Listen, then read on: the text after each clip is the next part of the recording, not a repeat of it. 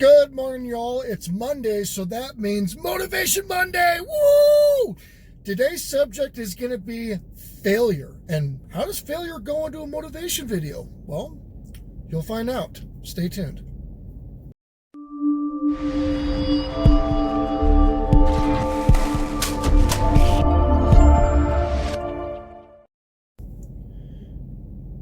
So for the people that are new to my channel, every Monday I do what's called a Motivation Monday segment, to where I take my pre-workout, I'm here, I'm getting ready to go to the gym, I'm getting ready to crush it, and I want to share that motivation to everybody and give them kind of a topic to look at moving forward in their week, and really just kind of getting everybody's juices flowing, because I love Mondays. And if you don't love Mondays, you need to kind of reflect on where you're at in life, or what your career path is, or your relationships, or whichever, because Monday's really just another day, and it's actually, you know, it's a new start to a week. It's a brand new, you hit the reset button. That's actually a topic that I hit recently on my other motivation videos. I'll actually link that in the description below. But it really just gives you a chance to have a fresh start. You know, you get to the gym, or, you know, you do what you need to do to get yourself in the right mindset to move forward and just get better by 1% a day. You know, it's the old Kaizen theory, is, you know, small improvements every day. You know, incremental improvements will eventually compound and lead into life-changing scenarios for you if you continue to improve. Matter of fact, I did a video on that, and I'll link it in the description below as well. So you can kind of go back, and if you're new to the channel, you can kind of get the gist of how the Mondays are. So anyways, failure, right? How does failure motivate? Well, a lot of people fail. Everybody fails. I have failed probably more than average on a lot of different things, be it my first marriage, be it my first company, actually, years and years and years ago, were complete and utter failures. I had a great idea, but I just didn't have the time or the consistency to make it happen. So I'm going to share you some of my epic failures to show that, you know, embrace failure. I know that sounds cliche, but embrace failure. Be cool with the fact that you failed at something, and take pride in that you failed in something. You probably think that's crazy, right? But take pride in it, because you took a step in trying to do something that was a risk. You know, a lot of people live their entire lives and never take risks. And without risk, there's no reward. A lot of people will stay in their comfort bubble and never do good or great things. You know, we have one life here, and the world needs leaders. I said that in a recent podcast. The world needs leaders. The world needs visionaries. The world needs people to see things for how they are in reality and have a desire to change it or to make it better. You know, the world needs risk takers. The world needs people that do things different and break the mold, because the world can't change, or society can't change in positive directions when there's only a handful of power players in the world. You know, so take pride in the fact that you tried something different. You know, that is a huge successful undertaking, regardless if the idea failed. The thought process and the mindset that you had behind what made you try something is a success in itself. So be comfortable with that. And also, and of course, there's the motivational stuff about failure, like, oh, failure is the first attempt in learning, and failure is, I mean, and if you need to be coached in that way, or and this is all due respect, but if you need to be coddled in that way, that's fine. If you need catchy slogans or whatever to accept the fact that, yeah, this didn't work out, I'm going to try in a different way. But there is, you know, regardless of the presentation of the philosophy, you know, failure does give you a huge learning opportunity to figure out what didn't work. You know, you can, there's famous people and very successful people that will say, you know, I went out. I think there's a meme or a motivational thing about, I think, Thomas Edison, if I remember correctly, to where, he failed to develop the light bulb 1,000 times. And after his 1,000th failure, he still didn't get it right, but he goes, well, I know 1,000 ways not to do it next time. And eventually I will get it right. And that's really truth. If you try a certain way or try a certain idea or whichever, and it doesn't work, well, then you've eliminated a variable. And so therefore your next attempt will statistically be higher because you've removed a variable that resulted in failure, right? So now hey, that doesn't work. So what do I need to change? And it's like, what? My dad actually gave me a really, really cool way to look at things. And this was back, regardless if you like him or not, this was back with Barry Bonds playing for the San Francisco Giants. There was, I think it was the company was called Balco or something like that. The steroid scandal and the steroid era with him and McGuire and Sosa and everything else. But fact of the matter is, I don't care how much stuff you're putting in your body, you're not going to go out there and be able to hit a 95-mile-an-hour fastball over a fence. Does it give you a little bit of an edge if you ever do connect? Yeah, it does. But you got to connect in the first place. Anyways, so with Barry Bonds, Barry Bonds had this outrageous slugger percentage on his hits, meaning that a high number of percentage of hits will result in home runs, and so he would go out there and he would strike out 2, 3, 4 times in a row. And I'd go and I'd kind of look at my dad and I'd go, oh, what's going on? Like, this is Barry Bonds, right? Like, Barry Bonds was a great. And my dad says that is when he's the most dangerous. And I'll never forget my dad telling me that. My dad did give me tidbits of wisdom throughout my childhood. And my dad would say, this is where he is most dangerous. The probability that he's going to come up to the plate and just absolutely destroy a pitch is so high right now. He goes, I would hate to be the next pitcher that he looks at. And that holds a lot of truth in anything in life. If you just keep hitting a wall and you can't get something going, and you try and you try and you try, you're actually gaining invaluable experience to have that project or idea or whatever becoming successful. So really embrace that. So here's the meat and potatoes of this video, right? So my failures. I've got some epic failures. So my first marriage, learned a lot. Love her to death to this day. There are some issues. I'm not going to, publicly humiliate anybody or whichever. But there is some abuse issues, substance abuse issues, that I really hope that she gets over and she becomes healthy and she can live a good life. I mean, I'm rooting for her.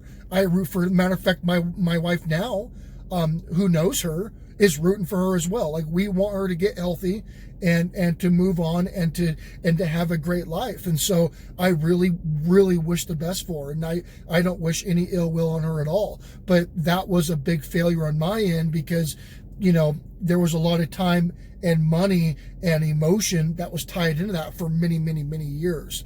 And so it was, I did learn from it, but a failing marriage, nobody wants to deal with that. Nobody wants to be divorced and go through court or anything else. So it was it was a failure on both of our ends, because again, it takes two people to make a marriage, but that's a huge failure. And a lot of people will get divorced and be afraid to remarry. Or be afraid to get into another relationship and carry that baggage, and you can't live life like that. Like, there are good people, just because you can't hold somebody accountable for a past failed relationship, you just can't do that. It's not right.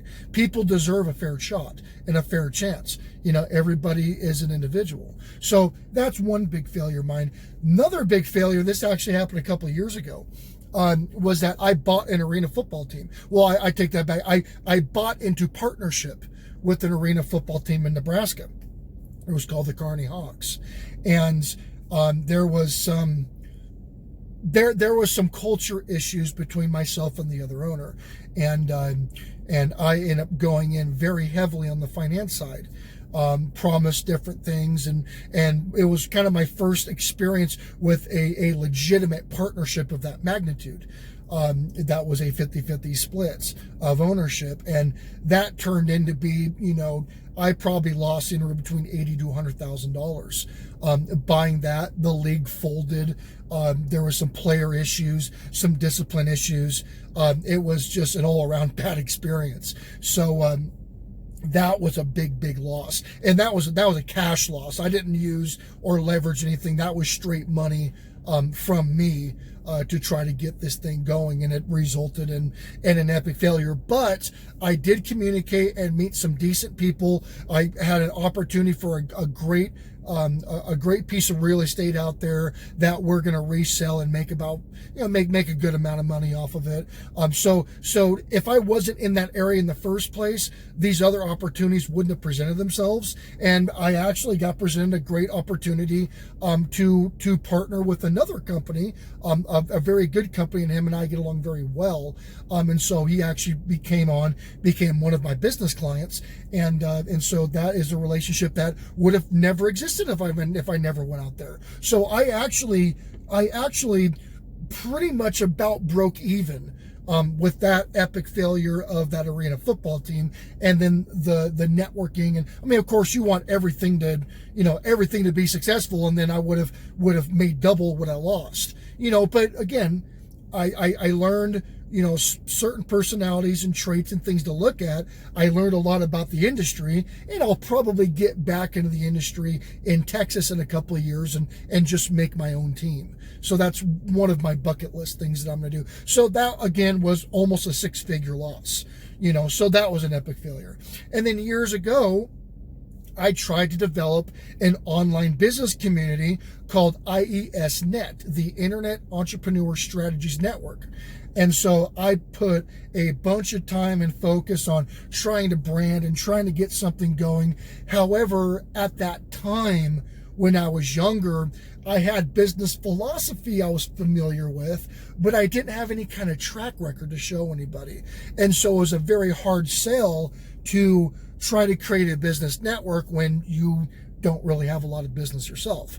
And so the reception was low, the reciprocity was low. It never really took off. And then on top of that, I was focusing on the wrong things. I was focused so much on branding that I wasn't focused on programs and networking and understanding. And programs is a big one, and not to repeat myself, but understanding how programs work, especially working online. It was really about developing and coding back then.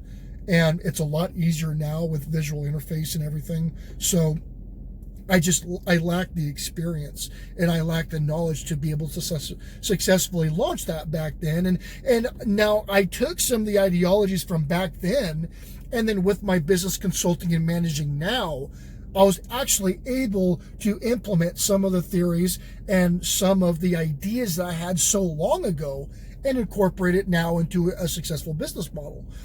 So again, yes, that was a failure, and I think I spent almost a year on that project. So again, that was a failure, but I was able to extract the knowledge that was worth something and implement it successfully today. So I mean, those were three and I've had a lot more failures, but I'm obviously over the 10-minute mark, so I got to wrap this up. But failures are not the end of the world. Failures are opportunities to learn, to move forward.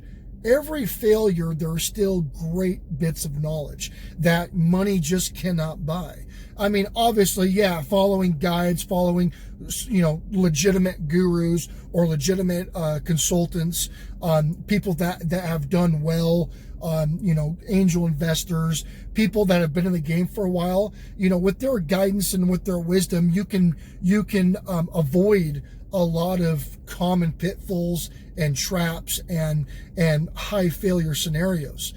So that is also always a great resource. So you can learn from their failures without making your own. But you're gonna fail, and failing is very healthy.